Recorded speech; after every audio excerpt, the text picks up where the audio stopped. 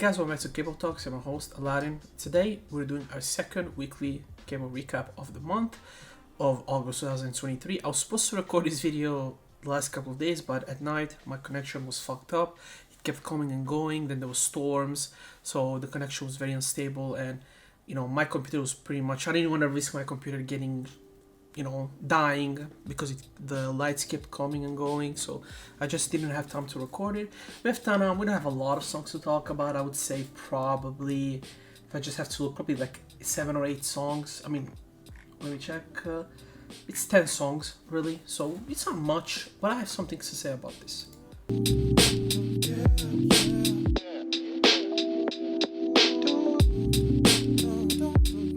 We're gonna start strong with V, with Love Me Again.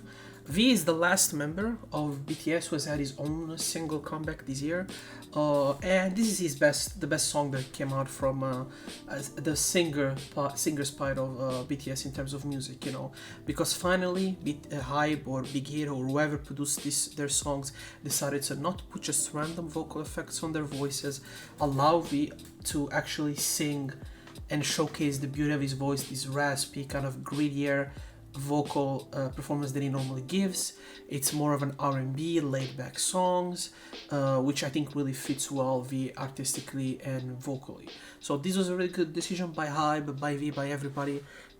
I think, finally gave him a really good song that really fits him. I wish they did that with Jimin and Jungkook as well, and not just give them relatively generic pop songs so they just could chart. But that's probably what happens when you're Jimin and Jungkook and you're that popular, and you probably bring in that much money individually, so they probably want you to be bigger stars than maybe a V or a J-Hope or even a Jin, where they're more okay with you being yourself in that sense and doing whatever you want. Next we have Jo Yuri with Taxi. Honestly, this is a fun song by Jo Yuri.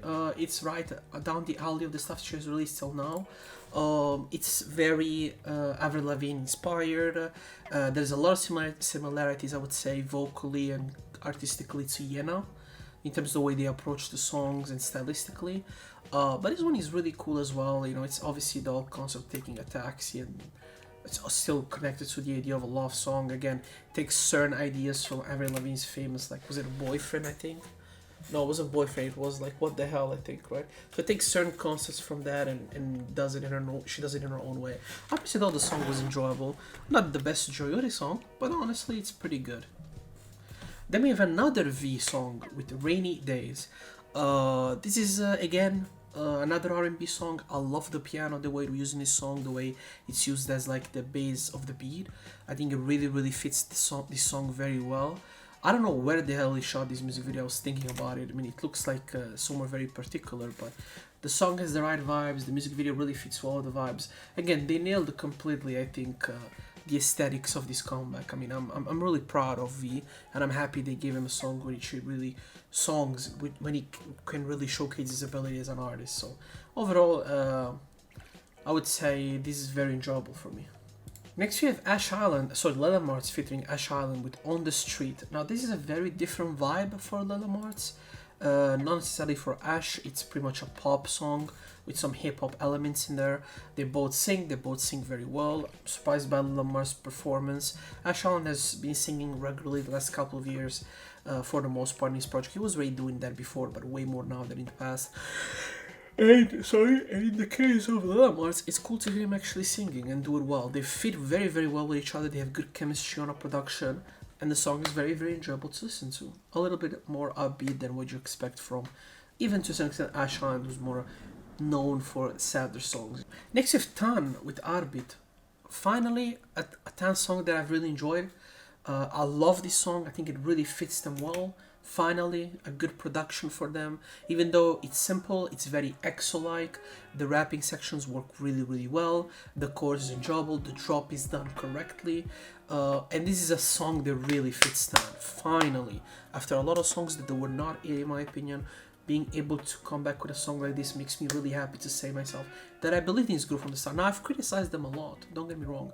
I criticized them when it was necessary, because when I look at a group and I know they have the talent, and I know their company is trying to make them more successful than what they are by giving them more generic songs, it pisses me off, because you either have the very, very effect where it worked and they've gotten exponentially better but they kept dropping really good music, right? Or you have the Omega X effect where you do generic music and you're just not getting better. Even T1419 to a certain extent suffered from that. So I'm happy that they decided to stick to this style, to stick this style, but do it a little bit differently, bring different elements of newer K-pop, older K-pop with some decent lyrics, and I think a fun element specifically with the hip-hop side, which normally I think a lot of groups, more recent K-pop groups specifically, really struggle to insert in the correct manner and the inside of a single they tend to release, you know, for promoting their EP or full-length projects.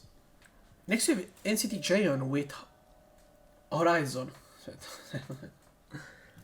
Next we have NCT Jaehyun with Horizon. Pretty solid song by Jaehyun, honestly. Nothing super impressive about it. I like his vocals a little bit. Don't love the way he's whispery singing. I don't think that really brings the best out of him. But yeah, I mean, it's a solid summer song, right? Of him going, I don't know where the hell is it, in Europe somewhere, in Italy or in France, whatever he is, and I think he did a pretty good job, honestly, considering what they gave him, and considering this is just maybe was a song they ended up releasing when he was in Europe for other things, and they just recorded this on the fly. I think he did a solid job, and the song overall is pretty solid, so I don't really have much complaint in that sense. Next is Stray Kids with Super Bowl. This is their Japanese single. It's pretty much a Stray Kids song in every way. Bangchan starts it, then the rapper comes in, there's another rapper coming in, then there's Young Jin does the pre-chorus, then Felix says something with a deep voice, then there's a drop, and then there's another variation in the second part. It's pretty much the same thing, no difference, no originality. I mean, listen, it does very well for them numerically, you know, you'll be a fool to the night, but I think as a fan, nothing bothers me more than to see artists stick to doing one thing forever and never trying different things ever, and that's the thing that probably I hate the most. But I'm yawning a lot, my bad. But yeah, I mean, it's honestly, I think it's pretty boring because it's like the way I would explain it is you could eat the best food that your mom made one day, and then she'll repropose you that same exact dish every day for the next year and a half. Eventually that will start tasting bland and boring, you know. And I think that's the way Stray Kids music has become for me, specifically when it comes to their singles. They're bland, they're boring, they're predictable, and at this point I wish somebody else started producing their music, because it's clear that they've capped kind of like their ceiling in terms of idol produced group. I think it's over, but JYP decided to create this group for this reason, so it's never gonna change.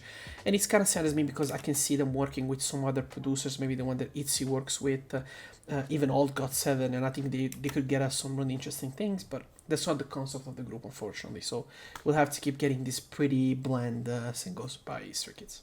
Next we have Hyo with A Beautiful Monster. Solid song by Hyo, I would say. Nothing super impressive. Like her voices here. I like the way she changes her voice a lot. There's moments where it's whisper, moments where it's a little bit more high. She's singing well. She has some parts that are more spoken wordish, and she does a decent job at them.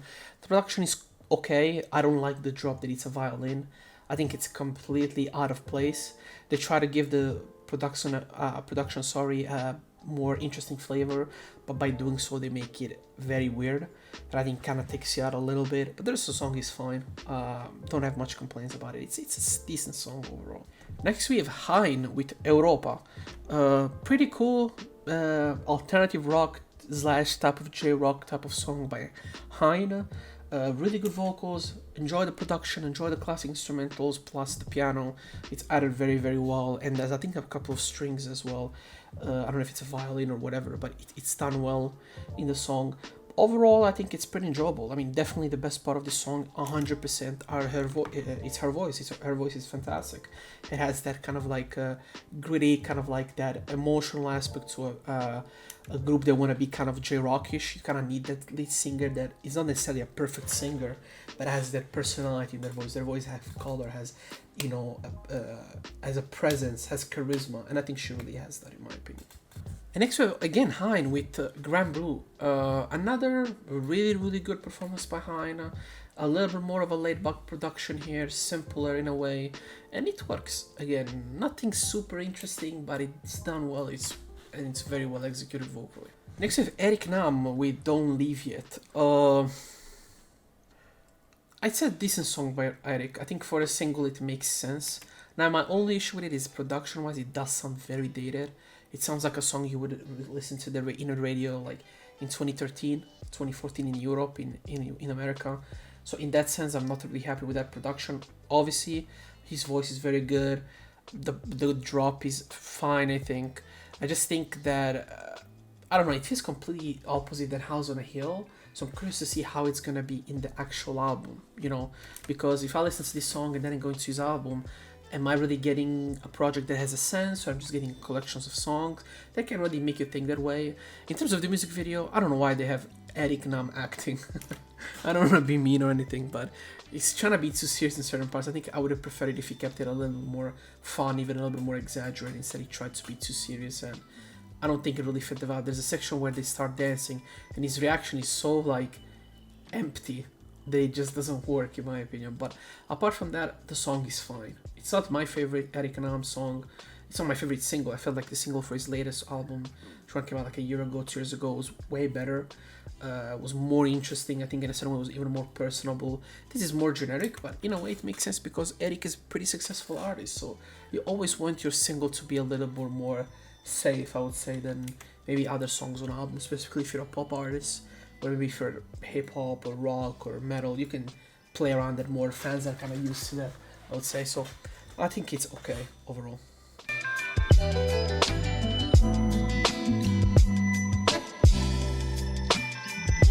And this was it for the second week. As you see, there isn't much music.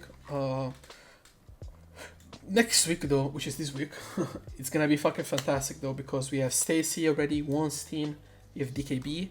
Let me check, because I think we have some other really dope shit coming around. Give me a second. But anyway, to recap this week while my page is uploading, it's charging. V, definitely one of the better ones. Jory was fun.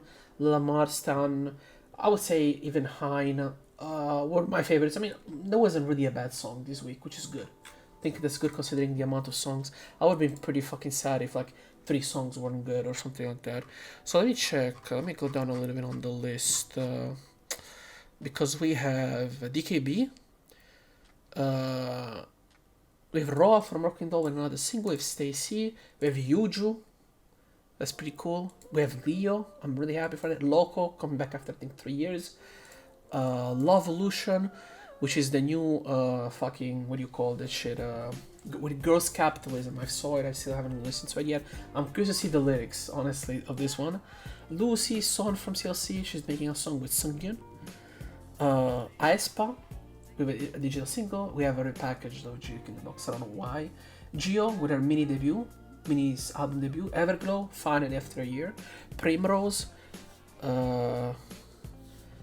And then next week you have Akmo, Vanner, damn, Must Be Yo, Lee Juno, Les Seraphim, which is just a Japanese version, 17, the Japanese album, Aiki, Icon, NCT.